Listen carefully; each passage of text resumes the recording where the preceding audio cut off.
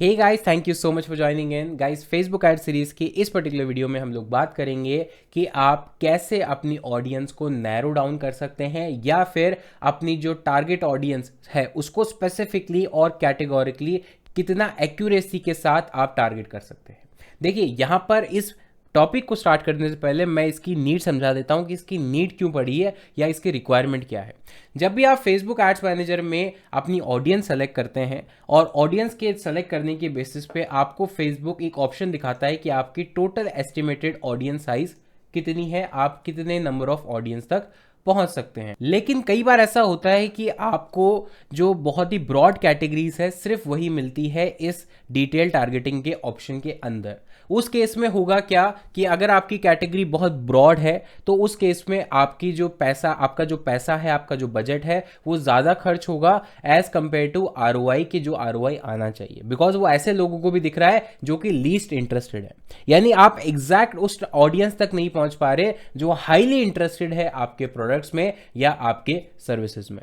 तो इसी प्रॉब्लम को सॉल्व करने के लिए नैरो ऑडियंस का जो कॉन्सेप्ट है वो आया है। और इसमें होता क्या है कि इसमें आप एक नहीं एक से ज्यादा फिल्टर्स लगाते हैं। और ऐसा क्यों करना पड़ता है दोस्तों? क्योंकि अगर आप मेरी स्क्रीन पर देखेंगे तो एक एग्जांपल के थ्रू मैं आपको इसको समझाता हूं।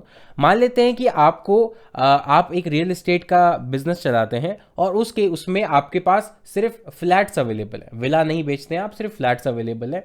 अब अगर आप ऐसे लोगों को टारगेट करना चाहते हैं जो प्रॉपर्टी में इंटरेस्टेड है, नया घर खरीदने में इंटरेस्टेड है, नया हाउस खरीदने में इंटरेस्टेड है, तो आप जैसे फॉर एग्जांपल यहाँ आपने लिखा प्रॉपर्टी पे क्लिक करने के बाद आप फॉर एग्जांपल और कुछ लिखेंगे, जैसे न्यू होम लिखेंगे, आप न्यू होम लिखेंगे। न्यू होम में लोग इंटरेस्टेड हैं वो उनका आ जाएगा। ठीक है, उसके बाद हो सकता है कि जो फर्स्ट टाइम बायर्स हैं वो आपके टारगेट ऑडियंस में हो सकते हैं। लेकिन अभी मुझे ये नहीं पता चल रहा कि ये लोग फ्लैट में इंटरेस्टेड हैं या विला में इंटरेस्टेड है। क्योंकि अगर ये विला में इंटरेस्टेड हुए इनमें से कुछ लोग और उन्होंने मुझे कॉल किया तो लीड के तो मुझे पैसे देने पड़ेंगे फेसबुक को, बट मेरे पास विला है ही नहीं तो मैं उनको बेचूंगा क्या? Getting my point? तो मेरे पास सिर्फ एक पर्टिकुलर कैटेगरी को ही केटर करने का ऑप्शन है मेरे बिजनेस में, लेकिन यहां पर ये जो कैटेगरीज है ये ब्रॉड है, बहुत जनरलाइज्ड है। ऐसे केस में मैं क्या करूंगा, एक ऑप्शन आता है यहां पर देखिए, नैरो ऑडियंस, इस पर मैं क्लिक करूंगा और यहां पर दूसरी टारगेटिंग रखूंगा। ऐसा क्यों करना पड़ रहा है? क्योंकि दोस्तों देखिए यहां पर होगा क्या कि अगर मैंने यहां पर 3 फिल्टर्स लगाए हैं, 3 एट्रीब्यूट लिखे हैं, तो फेसबुक अगर किसी भी एक एट्रीब्यूट से कोई मैच करती है ऑडियंस तो उनको दिखाएगा।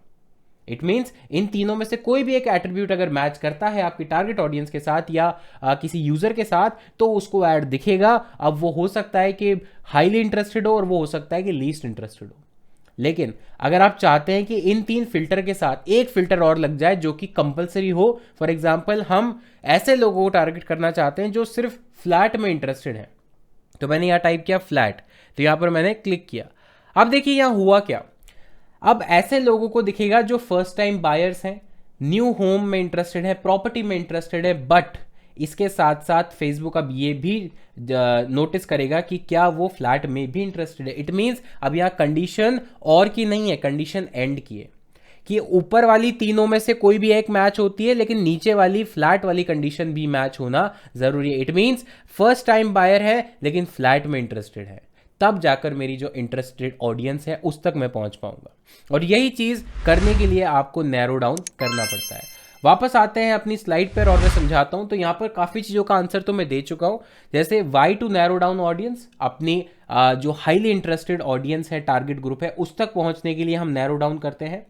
हाउ टू नैरो डाउन, ये भी मैंने आपको करके दिखाया। इसके बेनिफिट क्या है? बेनिफिट यह है कि आपका जो आरओआई है वो बढ़ जाता है, बिकॉज अब जो लीस्ट इंटरेस्टेड लोग हैं वो हट गए हैं, आप ज़्यादा फोकस्ड हो गए अपनी ऑडियंस पे, ज़्यादा आप कह सकते हैं आप डीप चले गए हैं अपने ऑडियंस पेनिट्रेशन में।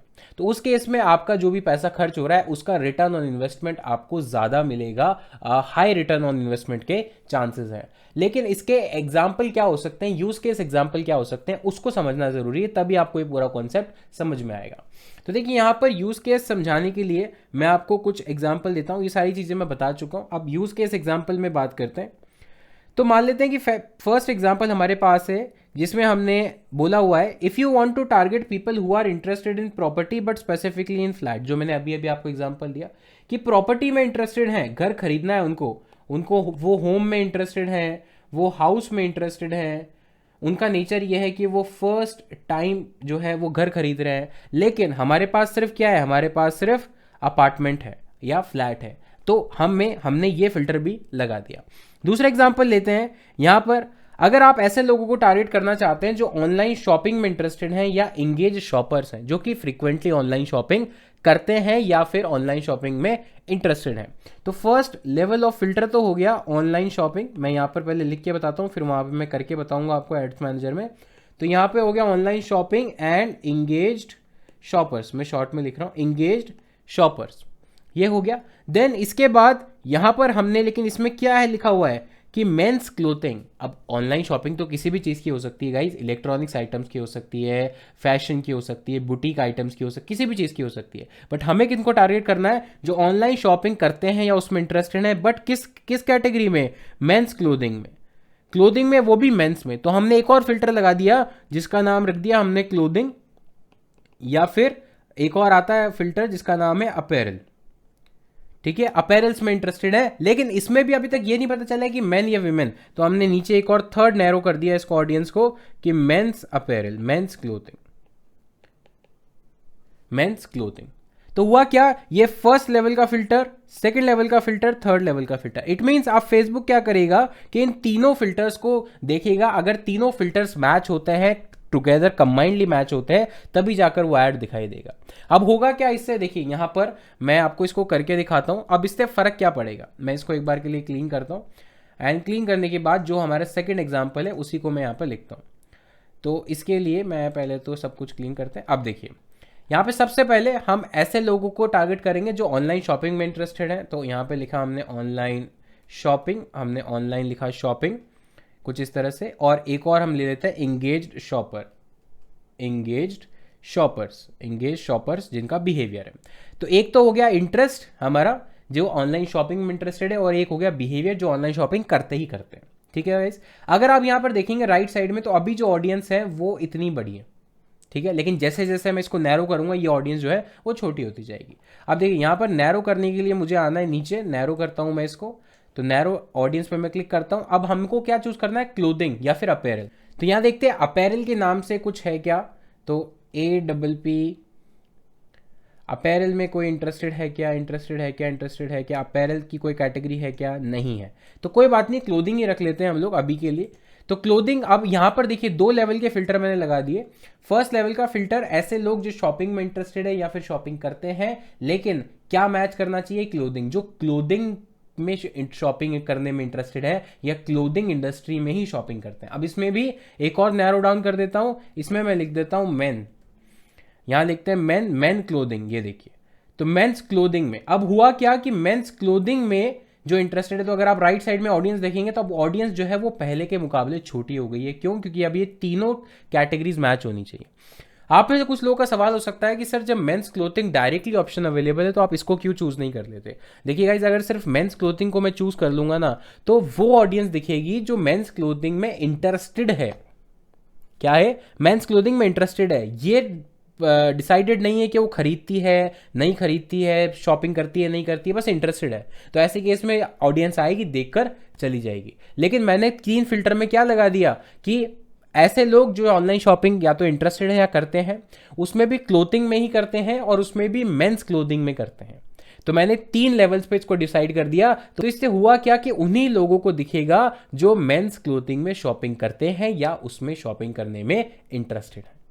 तो इससे मेरी जो टारगेटिंग है वो बहुत ज़्यादा स्पेसिफिक हो गई। तो मेरे से जो मेरी टारगेटिंग में जो पहले लीस्ट इंटरेस्टेड ऑडियंस थी वो हट गई है, और सबसे ज़्यादा हाईली इंटरेस्टेड जो ऑडियंस है अब वो इंक्लूड हो गई है। इस प्रोसेस से जो है वो आपका ROI बढ़ने के चांसेस हैं, और आपके जो टारगेटिंग है वो और भी स्पेसिफिक होती है। अगर आप इसमें और भी नीचे जाएंगे तो आप उसको कर सकते हैं, इसका कोई लेवल फिक्स नहीं है। बट इसमें लेज़र गाइडेड, जब इसको एक टर्म बोलते हैं लेज़र गाइडेड टारगेटिंग, जिसके अंदर बिल्कुल टू द पॉइंट आपको बिल्कुल बुल्स आए हिट करनी है। बट आपको इतना भी नैरो नहीं जाना कि यहाँ पर जो आप देख रहे हैं ना कि अभी इतनी बड़ी ऑडियंस है, ये बिल्कुल बिल्कुल लो हो जाए। यानी ये जो मार्क है रेड वाला, रेड हो जाता है करीब बहुत कम होता है। तो इसके ये केस नहीं आना चाहिए, हमेशा ये बीच में रहना चाहिए। ज़्यादा ब्रॉड हो गया तो भी दिक्कत है, ज़्यादा स्पेसिफिक हो गया तो भी दिक्कत है। ये इस ग्रीन जोन में हमेशा रहना चाहिए, तो आपकी जो टारगेटिंग है वो आपको सही ऑडियंस तक पहुंचाएगी और आपका जो रिटर्न ऑन इन्वेस्टमेंट है वो भी प्रॉपर होगा। तो दोस्तों इस तरह से आप अपनी ऑडियंस को नैरो डाउन कर सकते हैं, स्पेसिफाई कर सकते हैं, बिल्कुल स्पेसिफिक टारगेटिंग कर सकते हैं और अपना आरओआई जो है उसको बढ़ा सकते हैं। उम्मीद करता हूँ आपको वीडियो पसंद आई होगी, पसंद आई है तो लाइक कर देना, चैनल पर पहली बार आए हो सब्सक्राइब कर देना, बेल आइकन को दबा देना, सो दैट इसी तरह की जितनी भी आने वाली वीडियोस हैं उनका नोटिफिकेशन आपको सबसे पहले मिले। मिलता हूँ आपसे नेक्स्ट वीडियो में, तब तक के लिए take care, thank you so much, have a nice day.